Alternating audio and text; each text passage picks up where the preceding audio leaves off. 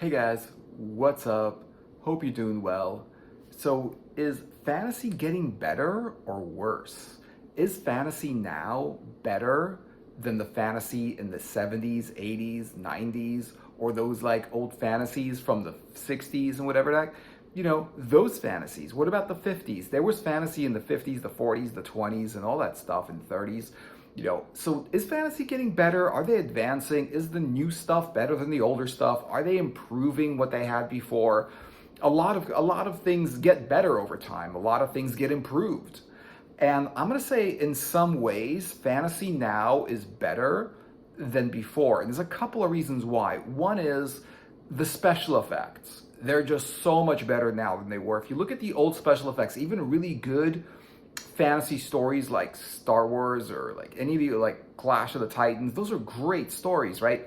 But the special effects were all like traditional special effects, the little clay model figures that kind of like moved around and looked really choppy, like the old figures from Clash of the Titans, or the old like Cyclopses, or the weird like animals and the weird monsters, the old Medusa from Clash of the Titans. It looked like basically was a clay figure that they moved around and it looked really cool, but whatever. And so that was cool. But if you look at the special effects now, they look really convincing. They look really good. The computer special effects, the first computer special effects, I think, was in a movie called The Last Starfighter, which was a sci-fi fantasy movie. It's an excellent movie. But it was like the first real computer generated special effects. Before then, it was all models. They would take models, they would build them, little spaceships, little like model things, whatever. They would blow them up, and it would be special effects, right? And it would take a really long time, and it would be very expensive. So a lot of fantasy stories didn't have good special effects because not everyone had it in their budget to spend $10 million on special effects. Like the movie Dune, I think their special effects, they spent a lot of money. I don't even know how much exactly, but at the time in the 80s, millions of dollars, like $10 million or more. And in the 80s, that was a lot of money. The movies did not necessarily spend that much money on special effects. But if you look at something like Dune, where the special effects were cool and the backdrops and the scenery and all the stuff was cool, that squid guy in the tank breathing all the spice gas, he looked really cool, but it was a little toy figure, mechanical little thing that they created, and they made it look really, really real.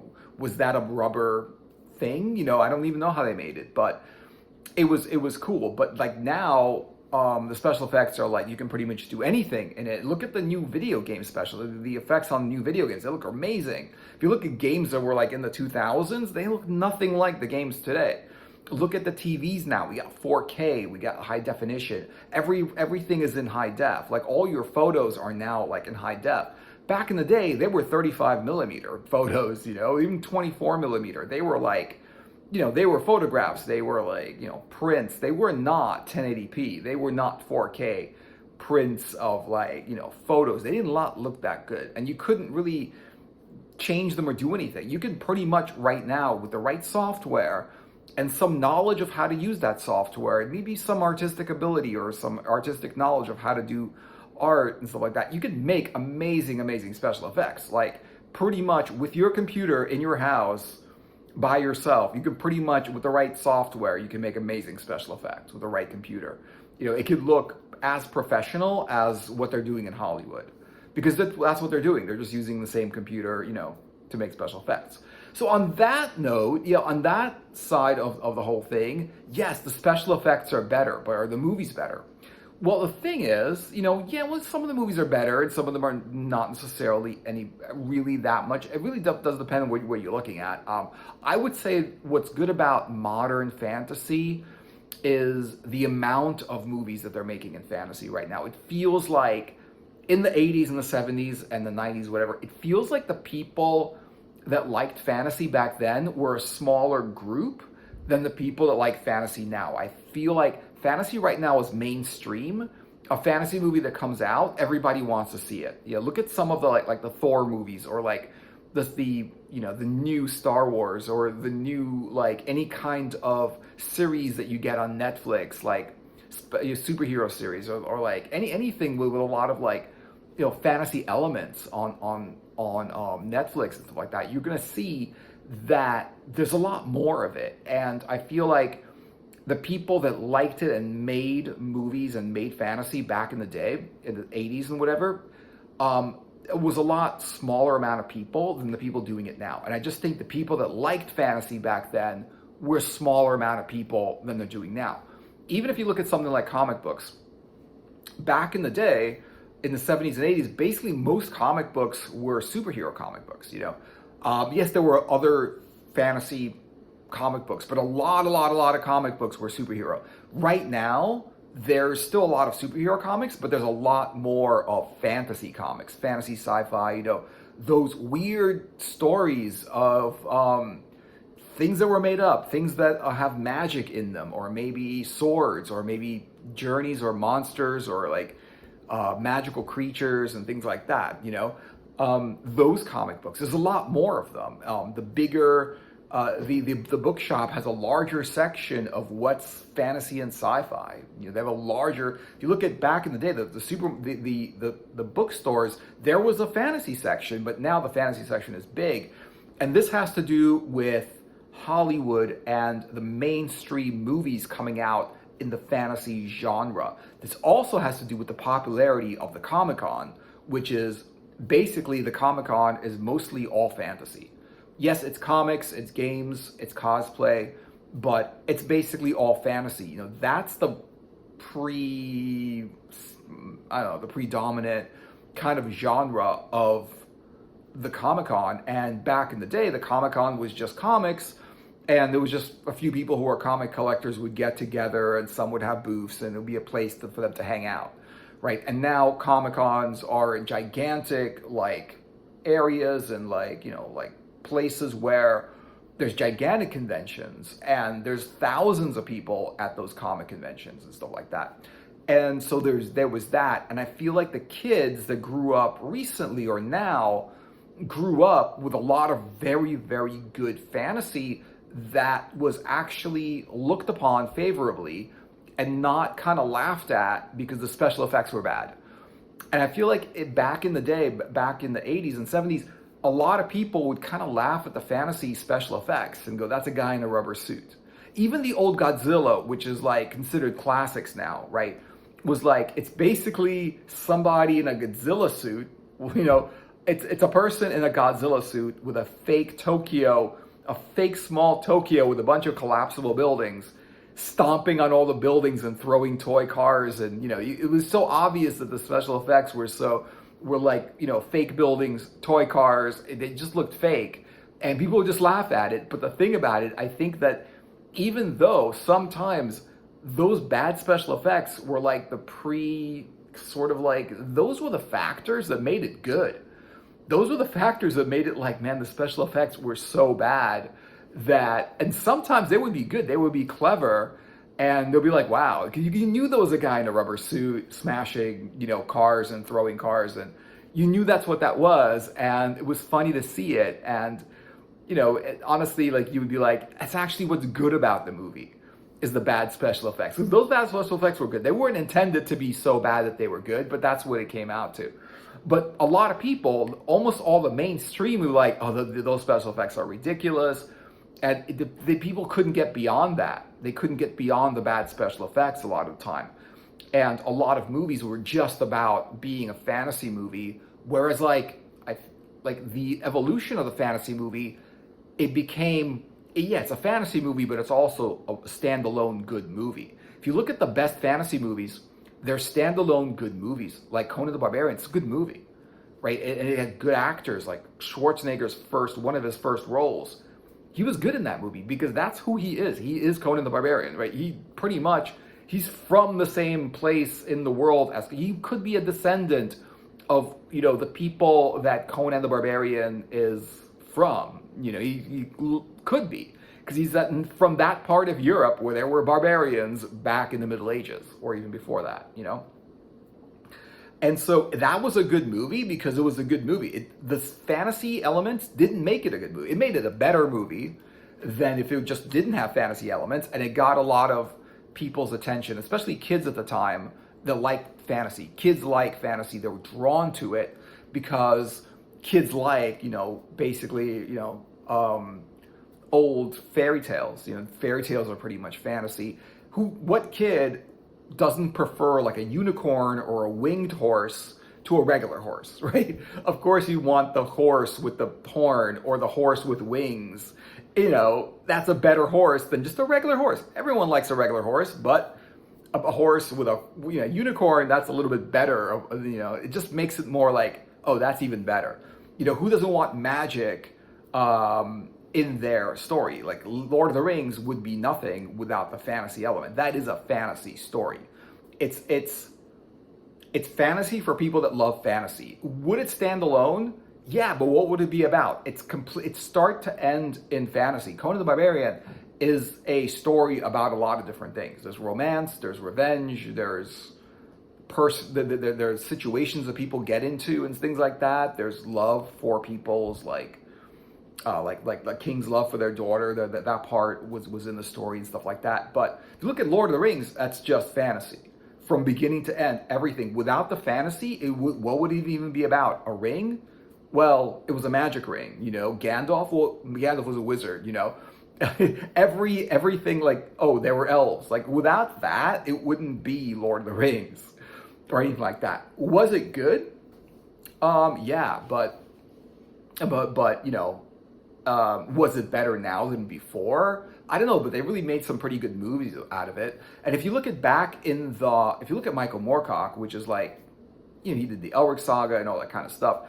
If you look at him, I mean, I don't know. I haven't really been following the recent things that he's been putting out, but just from people's opinions that his older stuff was a lot better than the newer stuff that he's making. Maybe he just doesn't feel like he's not in the same, headspace as he used to be in. Maybe he's not that much of a fan of fantasy as he used to be in, because he would make Elric stories and all the different characters, all the Eternal Champions. He would make these stories and they were great. And these stories came out in the late 60s, the 70s, the 80s, some of the 90s. And he's still making stories now. He's still a good author. But is he making fantasy stories? I haven't really kept up with it. But basically, I haven't seen anything that really people are talking about that he's been making lately. His stuff has been made back in the day, back in the 70s and 80s. That's his best stuff. That's something, of course, when it's a story of that kind of quality, like the Eternal Champion, the Corum, the Elric, the Ericos. There's comics about them. There's novels about them. They're great fantasy novels, the best in the world, I would say, like definitely up there with the best in the world. Those are so great that it's really hard to top them, because like, how do you get better than a 10? Those are 10 out of 10 completely. Like you would even call it an 11 out of 10, right? But then once you got a 10 out of 10, I mean, once something is really good, like how do you get better than that? It's really hard to do. Really, like people that made their best music 10, 20 years ago, and they're still making music now, and people are like, oh, their new albums aren't as good. No, wait a minute. It's like, how do you make something better than like a perfect song that you made 20 years ago? You just can't do it. It's so hard to do. It's really hard to top yourself sometimes. It's hard to like, sometimes, like when the magic happens, it's hard to actually make that magic happen again, But I think he's still, I mean, I just haven't seen heard any new stuff, but I would love to see some of his newer stuff, or maybe a movie about some of the stuff that he was writing about would be cool. And another thing, what I like about modern fantasy is the series. And I think this is so much better than what we had before, because like we had, right, what did we have as a series? We didn't really have a series. We had TV shows. And they would be like half an hour long or an hour long, Xena or like Hercules or, Battlestar Galactica. The old Battlestar Galactica, like the newer one, I really didn't follow it too much. It was just too different than the older one that I was used to. Things like that, the Incredible Hulk, I mean, that kind of thing. The $6 Million Man, the Bionic Man, right? The Bionic Woman. Batman was in the 60s, like Spider, and Wonder Woman also. They had that show. That was also kind of fantasy and superhero based. But that's the thing about it, is that like, those were, you would either get a movie, and then you would get like a sort of like a sequel to the movie, and then another sequel maybe, and maybe there was like a few sequels of the movie, like in the Terminator, there's a bunch of sequels. In Star Wars, there's a bunch of sequels. They basically made movies, and now they're making something like series. And series are so much better. A movie is 2 hours of content, and a series is a complete season of content at the same time with no commercials. The problem with the TV series is, yeah, they were like half an hour long, but they had commercials, and they would be so annoying. The commercials would totally disrupt your whole mood that you get into when you're trying to enjoy a good fantasy, television show. You just would try to enjoy it, but you can't because of the commercials. They were so annoying. And so with the series and something like Netflix, where like there's no commercials, it was just so good. It all started with HBO. Not HBO Now, because HBO Now is not like the best place for movies. But in the 80s, HBO was the best place for movies, and there was no cable. Cable came a little bit later, I think in the later 80s. But in the earlier 80s, there was just HBO. And HBO would be amazing because the movies would come out in the theater, and then they would kind of like, they would be there, and they would stop being there. And then 3 months later, they would go out on VHS. They would go out on, video stores, you would have them. And then 3 months after that, like 6 months after the movie was in the theater, it would come out on HBO. And so if you missed it in the theater and you didn't watch it on video, you can watch it on HBO. And every month they just had new movies and newer movies, and just movies that were just coming out. And some of them were good and some of them were bad. They were just movies that were coming out and people were watching them, and they were just really, really good.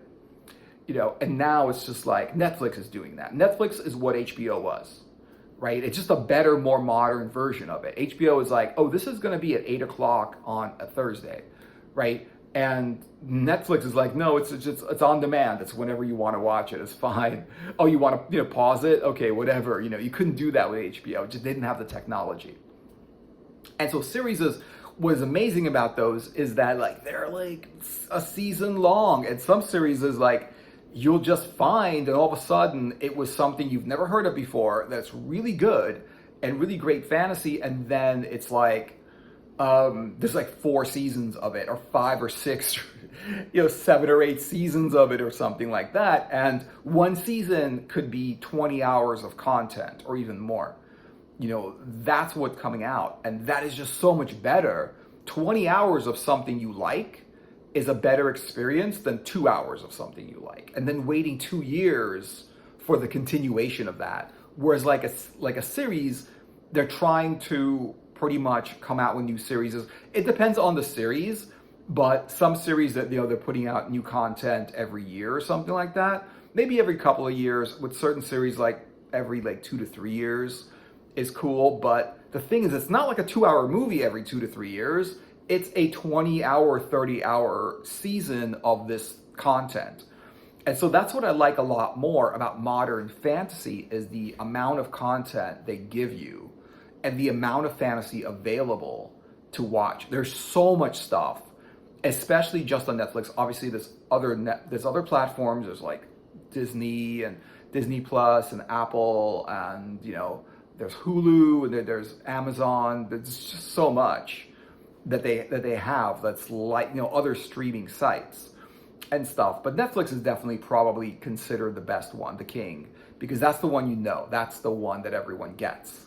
Everyone has Netflix. Everyone that likes movies and whatever gets Netflix and stuff like that, because you can't really rent movies anywhere else. You can't find movies anywhere else. You kind of have to have Netflix, even if you don't want Netflix.